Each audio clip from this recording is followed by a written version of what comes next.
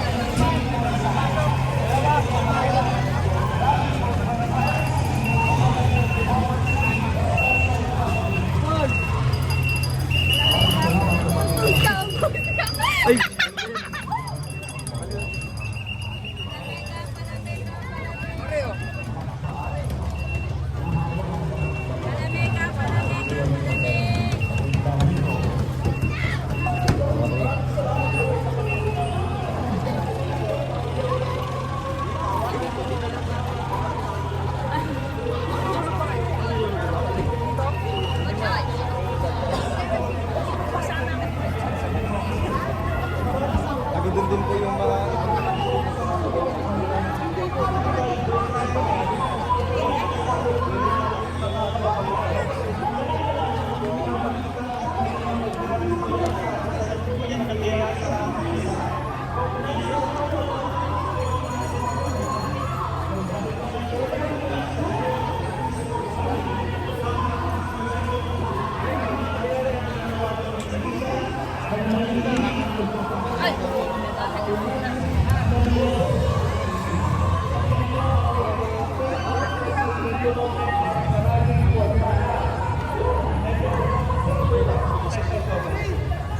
maraming salamat kapatid na dito. Mga kapatid, wag po nating harangan yung pagkita ng mga hapon. Maraming residente sa Cebu ang nagulat ng magdulot ng biglang pagbaha at malakas na ulan sa mga lugar na binihirang mahalino. Ayon sa mga otoridad, ang pagbaha ay pangunahing dulot ng hindi pangkaraniwang lakas ng ulan. Gayunman, naniniwala ang maraming residente na lalo pang lumala ang sitwasyon dahil sa kakulangan, mainang pagpapatupad o kawalan ng mga epektibong flood control projects. Ang flood control project na ito dito sa Barangay Kutkot ang isa sa mga tinuturong dahilan ng mga residente kung bakit sila nakaranas ng matinding pagbaha. Wala lahat. O boss. Wala nang tira. Mga gamit. Wala. Wala na. Lahat. Alam sa dito, pati lang itong nawa, wala nililiskin na mo, isa i-recording na lang yung buwan. Nagsiging ko asa ng gobyerno para lang tayo makahatag kung gilitubing na mo, matihan nga survival ni anang multikat. Salamat din ako, hindi ako na naupong sa mga kalit. Ako naman talaga, mamamatay na lang kasi hindi mo alam. Dinudyo ka talaga ng tubig, kaya sobrang sakit. Pag umakyat ng zero, kawin na nga ay tumulak kasi pag tulak sa bahay na yun, yung nasa aming zero, tinangay din, pagtangay, ubos ko na. Buti nakakapit kami sa mga puno-puno. Yan ang riprap ni Congressman, yan ang gila na may kay. Kung wala pa na siya riprap pa, ang tubig ani sa una kato sa audit, scattered ba? Kung mangitaan dyan namin yung drainage para makalusot asa-lusot ang tubig, kung magdapo ang tubig. Huwag man sila gipalusot nga drainage yun, sir. Bisan mag-uwan nga simple lang nga uwan, magbaha, magyapon bibiha. sa amin siguro hindi masyadong pagka-kalbaw nila dyan sa aircraft na yan, hindi masyadong matibay, flat contour talaga. Kasi kung matibay pa yan, hindi puputok ng ganyan yan eh. Hindi sana mangyayari itong ganitong grabing pagka nangyari sa amin dito. Lahat ng bahay, wala talaga. Hindi rin maiwasang magpahayag ng matinding galit ang mga Pilipino sa ibang bansa. Wala man sila sa Pilipinas, kaisa ang kanilang tinig sa panawagang may managot at gumawa ng tunay na aksyon ang mga nasa kapangyarihan. Sa Pilipinas po sa ngayon, nagkakagulo po dahil sa korupsyon. Dati po naka-livestream or ina-upload naman po yung mga court hearings. Tapos doon po nalalaman po ng mga additional information tungkol doon, sino po yung mga kasangkot.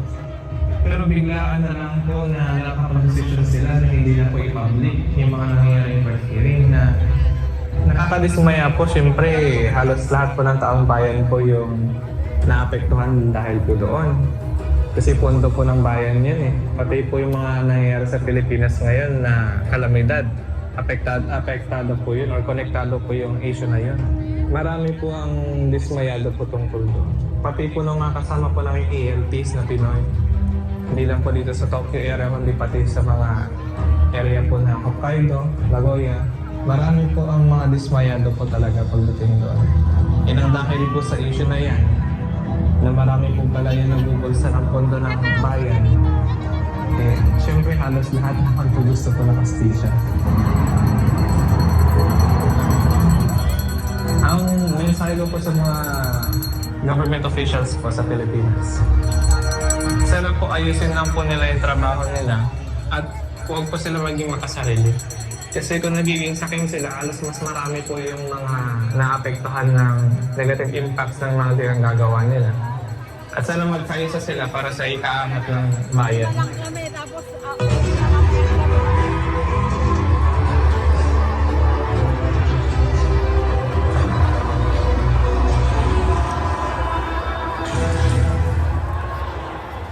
May panawagan din ng mga kababayan natin mula sa Canada.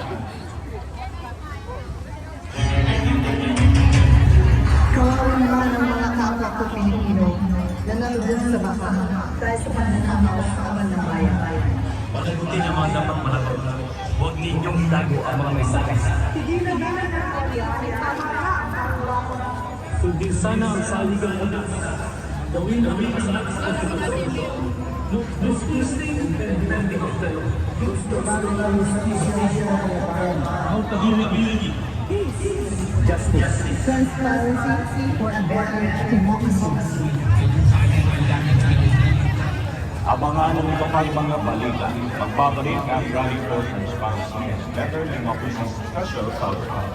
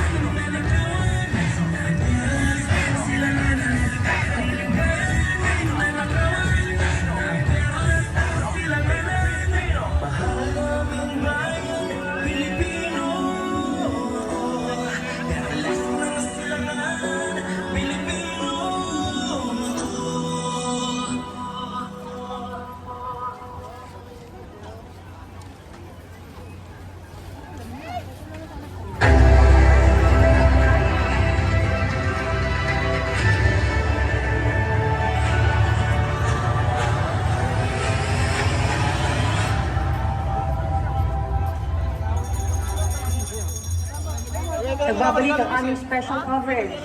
Papalakas ng papalakas ang panawagan habang patuloy sa pagdami ang mga nakikiisa sa malaking pagkilos para sa bayan. Sa halip na harapin ng mga tinaguriang public servant ang mabibigat na suliranin ng bansa, tinilikuran pa ang kapakanan ng taong bayan para lamang sa pansariling kapakinabangan ng ilan. Pakinggan natin ang iba pang reaksyon ng ating mga kababayan sa social media. Okay po. Hello po ulit mga kapatid. Patuloy pa rin ang pagdagsalang tao dito sa Quirino Grandstand para sa Rally for Transparency and a Better Democracy. At tulad nga na binanggit natin kanina, marami pa rin ang tuloy-tuloy nang nagko-comment sa ating mga social media accounts. Kaya basahin uli natin yung ilan sa kanila. Sabi ni Vanessa, ingat po kayo mga kapatid. Dalangin namin dito sa ibang bansa ang kaligtasan ng lahat ng dadalo. Hello po Ate Vanessa, i-comment niyo po kung saan po kayo ngayon. At saka marami tayong mga kapatid na nagko-comment na nasa... Actually kanina may nagsasabi sa kanina yung mga napakarami.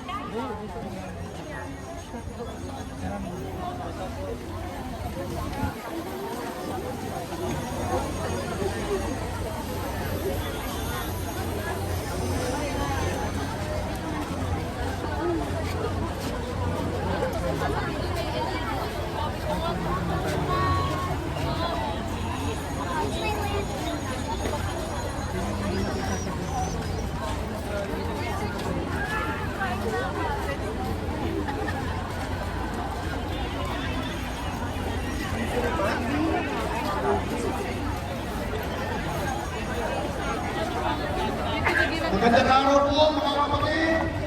Kamusta na po kayo?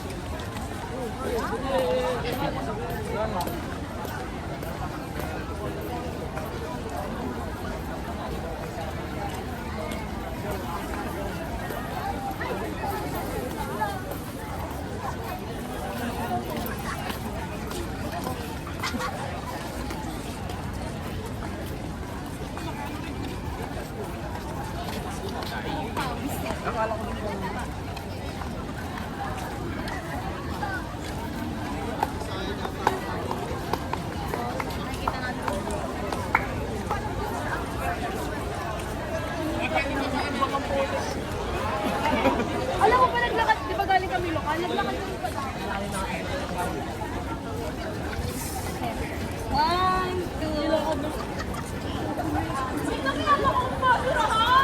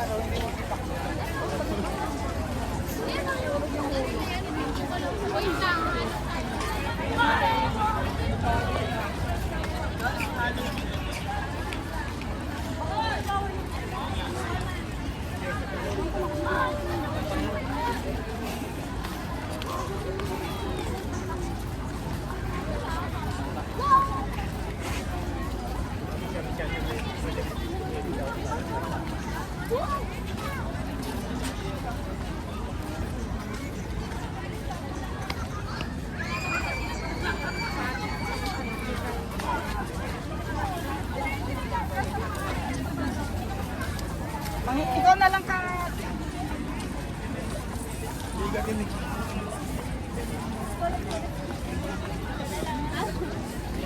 Tama din si Ate Dowi.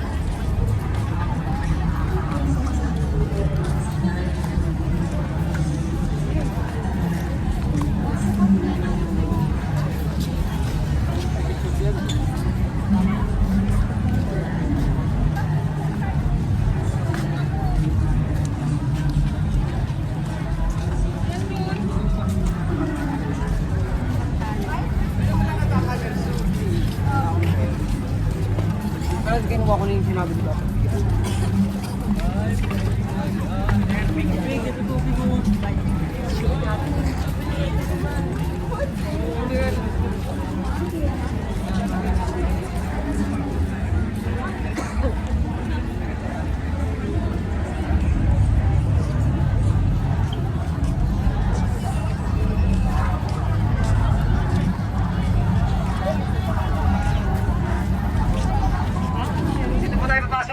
Dito po. Sige po, yung mapapasok po dito po sa kabila. Ayun lang siya yung ano. This way is right. The sign is there. That's exit. Dapat tama, banda ba sa yung lagyan ng kape.